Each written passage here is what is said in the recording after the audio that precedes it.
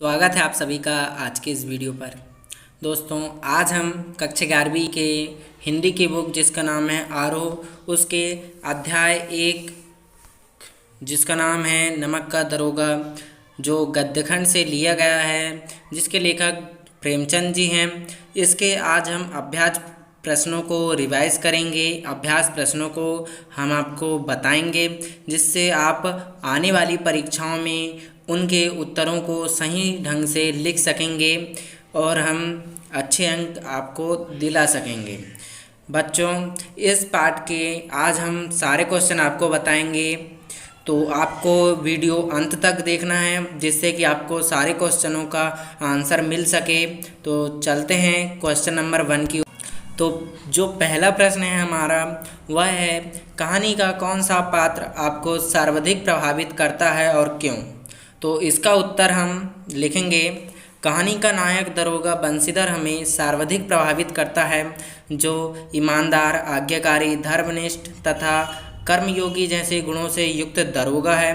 वह एक भ्रष्ट समाज में रहता है, जहां उसके पिता भी बेईमानी की सीख देते हैं। कहानी का एक पात्र पंडित अलोपीदीन दरोगा को खरीदने में असफल रहता है तथा नौकरी से निकाल देता है। तो प्रश्न क्रमांक 1 का उत्तर यहाँ पर समाप्त होता है। तो अगला है प्रश्न क्रमांक 2, जो है नमक का दरोगा कहानी में पंडित अलोपीदीन के व्यक्तित्व के कौन से 2 पहलू या पक्ष कह सकते हैं उभर कर आते हैं, मतलब हमारे सामने आते हैं। तो पहला जो पक्ष है वह नंदिनी है, जब वह दरोगा को रिश्वत देने की कोशिश करता है, जिससे उसके भ्रष्ट व्यक्तित्व का पता चलता है। दूसरा पक्ष प्रशंसनीय है, जब पंडित अलोपीदीन को दरोगा को नौकरी से निकलवा देने पर पछतावा होता है और वह वापस उसे अपनी सारी जायदाद का स्थायी मैनेजर बनाने की विनती करते हैं। उनकी आंखों से श्रद्धा भावना झलकती है। तो ये हमारा जो क्वेश्चन नंबर 2 है उसका आंसर होता है। थर्ड देख प्रश्न क्रमांक 3 है, कहानी के लगभग सभी पात्र समाज की किसी न किसी सच्चाई को उजागर करते हैं। निम्नलिखित पात्रों के संदर्भ में पाठ के उस अंश को उद्धृत करते हुए बताइए कि यह समाज की सच्चाई को उजागर करते हैं। तो वो 3 हैं, वृद्धमुंशी, वकील और शहर की भीड़। वृद्धमुंशी को देखते हैं, तो यह वृद्धमुंशी समाज में धन को महत्व देने वाला भ्रष्ट व्यक्ति है, जो अपने बेटे को ऊपरी आय बनाने की सलाह देते हैं। वो कहते हैं कि मासिक आय तो पूर्णमासी का चांद है, जो एक दिन दिखाई देता है और घटते घटते लुप्त हो जाता है। ऊपरी आय बहता हुआ स्रोत है, जिससे सदैव प्यास बुझती है। दूसरा है वकील। आजकल जैसे धन लूटना ही वकीलों का धर्म बन गया है। वकील धन के लिए गलत व्यक्ति के पक्ष में लड़ते हैं। मजिस्ट्रेट के अलोपीदीन के हक में फैसला सुनाने पर वकील खुशी से उछल पड़ता है।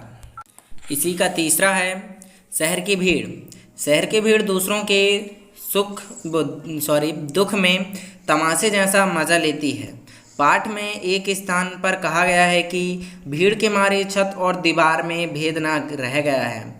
इसका अर्थ है यहाँ पर छत और दीवार को एक जैसा बताया गया है कि जो भीड़ है उस पर दुख पर तमाशा, मतलब तमाशे बन जाते हैं और वहाँ पर जनता मज़ा उठाती है। इसी का जो चौथा प्रश्न है वह है निम्न पंक्तियों को ध्यान से पढ़ें। नौकरी में ओहदे की ओर ध्यान मत देना, यह तो पीर की मंजार है। निगाह चढ़ावे और चादर पर रखनी चाहिए।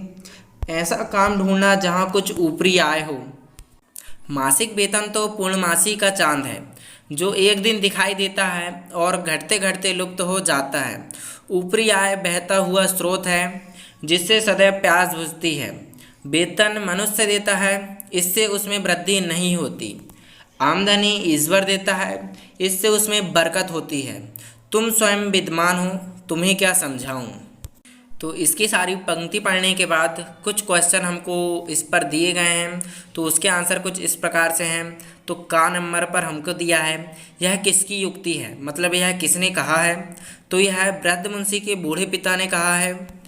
सेकंड है, मासिक वेतन को पूर्णमासी चांद क्यों कहा गया है? मासिक वेतन को पूर्णमासी का चांद इसलिए कहा गया है क्योंकि जिस प्रकार पूर्णमासी का चांद पूर्णिमा के दिन ही पूरा दिखाई देने के उपरांत दूसरे दिन से ही घटना प्रारंभ हो जाता है, ठीक उसी प्रकार वेतन भी मास में मिलता तो एक बार है किंतु अगले दिन से ही घटते घटते शीघ्र ही समाप्त हो जाता है। तो ये था जो मासिक वेतन को पूर्णमासी चांद क्यों कहा गया है उसका आंसर। और थर्ड है हमारे पास, क्या आप एक पिता के इस व्यक्तित्व से सहमत हैं? तो इसका आंसर कुछ इस प्रकार से है, नहीं, मैं पिता के इस वक्तव्य से बिल्कुल भी सहमत नहीं हूँ, क्योंकि जब एक पिता इस तरह की सोच का वक्तव्य देगा तो पुत्र की मानसिकता के विकृत होने की संभावना अधिक हो सकती है। ऐसी मानसिकता समाज के लिए भी अहितकारी है, मतलब हानिकारक है, जिससे कि बच्चे पर बुरा प्रभाव पड़ेगा और वह गलत रास्ते पर चल पड़ेगा। अगले क्वेश्चन की ओर बढ़ते हैं। प्रश्न क्रमांक 5 है, दरोगा, नमक का दरोगा कहानी के कोई दो अन्य शीर्षक बताते हुए उनके आधार को भी स्पष्ट करना है। तो इसका जो शीर्षक है वह है, पहला है ईमानदारी का फल। ईमानदारी का फल हमेशा सुख होता है। मुंशी बंशीधर को भी कठिनाइयों को सहने के बाद अंत में ईमानदारी का सुखद फल मिलता है। सेकंड है भ्रष्टाचार न्याय व्यवस्था। इस कहानी में दिखाया गया है कि न्याय के रक्षक वकील कैसे अपने ईमान को बेचकर गलत आरोपी दिन का साथ देते हैं। तो यह हमारा प्रश्न क्रमांक 5 का उत्तर है। क्वेश्चन नंबर 6 में क्या दिया है देख लेते हैं, लेकिन उससे पहले यदि आपको वीडियो पसंद आई है और आप इसे अंत तक देख रहे हैं तो इस वीडियो को लाइक ज़रूर कर दें, और यदि आप हमारे चैनल में नए हैं तो प्लीज़ सब्सक्राइब कर लें, जिससे कि इसी तरह के जो वीडियोस आपके लिए महत्वपूर्ण हैं वो आपको मिलते रहें। तो इस क्वेश्चन का जो आंसर है कुछ इस प्रकार से होगा। पहले प्रश्न पढ़ लेते हैं। कहानी के अंत में आरोपी दिन के बंशीधर को मैनेजर नियुक्त करने के पीछे क्या कारण हो सकते हैं? तर्क सहित उत्तर दीजिए। आप इस कहानी का अंत किस प्रकार करेंगे? इसका जो अंत है हम इस प्रकार करेंगे कि इसका उत्तर लिखते हुए, कहानी के अंत में आरोपी दिन के बंशीधर को मैनेजर नियुक्त करने के पीछे निम्न कारण हो सकते थे। कारण देख लेते हैं। कारण हमारे पास 2 है। उसकी ईमानदारी और कर्तव्य निष्ठा से आरोपी दिन प्रभावित हो गए थे, वे आत्मग्लानि का अनुभव कर रहे थे। यहाँ पर हमारे जो 6 क्वेश्चन हैं वो कंप्लीट हो जाते हैं, और आगे हमारा है पाठ के आसपास। तो इसकी ओर बढ़ते हैं। जैसा कि हमने आपको बताया था कि हम इस वीडियो पर आपको सारे क्वेश्चन आंसर को सॉल्व कर बताएंगे, उसी तरह पाठ के आसपास में जो क्वेश्चन दिए गए हैं उनको भी बताएंगे। तो इसका जो पहला क्वेश्चन है वह है, दरोगा बंशीधर गैरकानूनी कार्यों की वजह से पंडित आरोपी दिन को गिरफ्तार करता है, लेकिन कहानी के अंत में इसी पंडित आरोपी दिन की सहायता पर मुक्त होकर उनके यहाँ मैनेजर की नौकरी को तैयार हो जाता है। आपके विचार से बंशीधर का ऐसा करना उचित था? आप इसकी जगह होते तो क्या करते? तो इसका आंसर हम लिखते हैं कि बंशीधर का ऐसा करना उचित नहीं था। मैं आरोपी दिन के प्रति कृतज्ञता दिखाते हुए उन्हें नौकरी के लिए मना कर देता, क्योंकि लोगों पर जुल्म करके कमाई हुई बेईमानी की कमाई की रखवाली करना मेरे आदर्शों के खिलाफ है। यह इस क्वेश्चन का आंसर हो जाएगा। इसका अगला देखते हैं। नमक विभाग के दरोगा पद के लिए बड़े बड़ों का दिल ललचाता था, तथा वर्तमान समाज में ऐसा कौन सा पद होगा जिसे पाने के लिए लोग ललायित रहते होंगे और क्यों? हमको बताना है। इसका उत्तर लिखते हैं। वर्तमान समाज में ऐसे पद हैं आयकर, बिक्री कर, सेल्स टैक्स, इंस्पेक्टर आदि। इन्हें पाने के लिए लोग ललायित रहते होंगे क्योंकि इनमें ऊपरी कमाई अर्थात रिश्वत मिलने की संभावना ज़्यादा होती है। तो ये सेकंड नंबर का आंसर है। थर्ड देख लेते हैं। थर्ड है, प्रश्न 3 में अपने अनुभव के आधार पर बताना है। यहाँ पर जो प्रश्न 3 आपको दिया गया है उसे आपको अपने अनुभव के आधार पर बताना है। इसके लिए आपको पाठ को अध्याय पढ़ना होगा, पाठ के जो अध्याय दिए हैं उनको पढ़ना होगा, उसके आधार पर आपको बताना होगा। तो जो प्रश्न क्रमांक 4 की ओर बढ़ते हैं। क्वेश्चन 4 है, पढ़ना लिखना सब आकृत गया। व्रतमुंशी जी द्वारा यह बात एक विशिष्ट संदर्भ में कही गई थी, अपनी निजी अनुभव के आधार पर बताना है।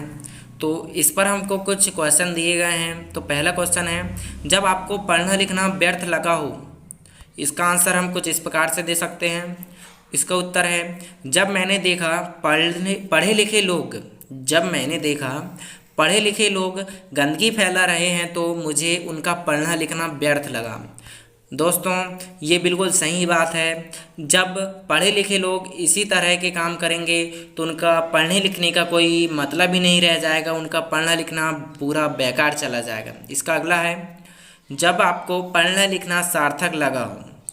जब हम पढ़े लिखे लोगों को उनके बच्चों के उज्जवल भविष्य की योजना बनाते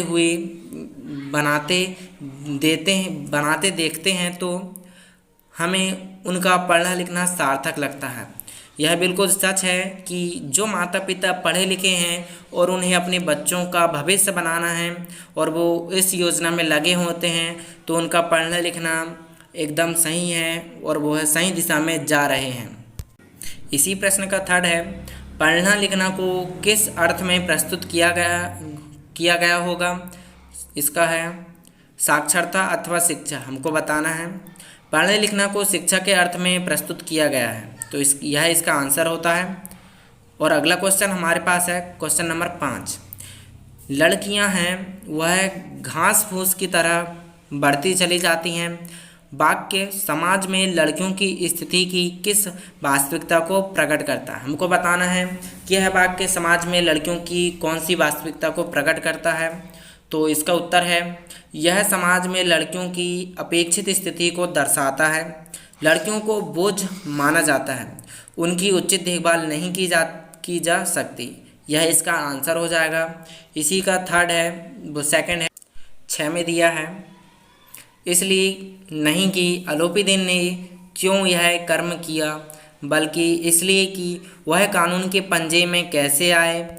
ऐसा मनुष्य जिसके पास असाध्य साधन करने वाला धन और अनन्य बचालता हो, वह क्यों कानून के पंजे में आए। प्रत्येक मनुष्य उसके सहानुभूति प्रकट करता है। इसका उत्तर है, अलोपीदीन जैसे व्यक्तियों को देखकर मेरे मन में यह प्रतिक्रिया होती है कि समाज में सारे व्यक्ति बंसतर जैसे चरित्रवान और साहसी क्यों नहीं होते, जो अलोपीदीन जैसे व्यक्तियों को उनके कुकर्म की सज़ा दिलाए। इसका यह आंसर हो जाता है। जैसा कि हमने कहा था कि इस वीडियो में आपको सारे क्वेश्चन मिल जाएंगे, उसी तरह हम आ गए हैं समझाइए तो ज़रा। इस पर कुछ क्वेश्चन इम्पोर्टेंट है जिसको आपको अपनी कॉपी पर नोट कर लेना है और सारे क्वेश्चनों को भी नोट करना है, क्योंकि ये क्वेश्चन में या आपकी परीक्षाओं में पूछे जा सकते हैं, आपके लिए ज़रूरी है। तो समझाइए तो ज़रा, इसके जो पहला क्वेश्चन है वो पढ़ लेते हैं। पहला है, नौकरी में ओहदे की ओर ध्यान मत देना, यह तो पीर की मंजार है, निगाह चढ़ावे और चादर पर रखनी चाहिए। इसका उत्तर है, इसमें नौकरी के ओहदे और उससे जुड़े सम्मान से भी ज़्यादा महत्व ऊपरी कमाई को दिया गया है। ऐसी नौकरी करने के लिए कहा जा रहा है जहां ज़्यादा से ज़्यादा रिश्वत मिल सके। तो यह इसका आंसर है। इसका सेकंड देख लेते हैं यहीं पर। इस विस्तृत संसार में उनके लिए धैर्य अपना मित्र, बुद्धि अपनी पथ प्रदर्शक और आत्म आलंबन ही आपका सहायक था। इसका आंसर है, मुंशी जो बंसीधर है ईमानदार और कर्तव्यपरायण व्यक्ति है, जो समाज में ईमानदारी और कर्तव्य निष्ठा की मिसाल कायम करता है। इस बुराइयों से भरे हुए युग से अपने आप को दूर रखने के लिए बंसीधर धैर्य को अपना मित्र, बुद्धि को अपनी पथ प्रदर्शक और आलंबन को ही अपना सहायक मानते हैं। तो इसी तरह हमको भी बंसीधर की तरह धैर्य को अपना मित्र बनाना चाहिए और बुद्धि को अपना पथ प्रदर्शक यानी कि बुद्धि को ही अपना गुरु मानना चाहिए और आलंबन को ही अपना सहायक यानी कि मित्र मानना चाहिए। तो हमने इस तरह सेकंड क्वेश्चन को सॉल्व किए। इसी का थर्ड है, तर्क ने भ्रम को पुष्ट किया। उत्तर है इसका, बंशीधर को रात में सोते सोते अचानक पुल पर से जाती हुई गाड़ियों की गड़गड़ाहट सुनाई देती है। उन्हें भ्रम हुआ कि सोचा कुछ तो गलत हुआ है। उन्होंने तर्क से सोचा कि देर रात अंधेरे में कौन गाड़ियाँ ले जाएगा, और इस तर्क से उनका भ्रम पुष्ट हो गया। उन्होंने यह सोचकर अपने जो भ्रम को पुष्ट कर लिया कि रात में कौन गाड़ियाँ ले जाएगा, इस तरह से वो भ्रमित हो गए। इसी का चौथा है, न्याय और नीति सब लक्ष्मी के ही खिलौने हैं। इन्हें वह जैसे चाहे नचाती है, जैसे चाहती है वैसे ही नचाती है। इसका आंसर कुछ इस प्रकार है, आजकल न्यायालय में भी भ्रष्टाचार बढ़ रहा है। जैसे धन लूटना ही वकीलों का धर्म बन गया है। वकील धन के लिए गलत व्यक्तियों के पक्ष में लड़ते हैं, तभी अलोपीदीन जैसे लोग न्याय और नीति को अपने बस में रखते हैं। तो ये क्वेश्चन नंबर 4 का आंसर होता है।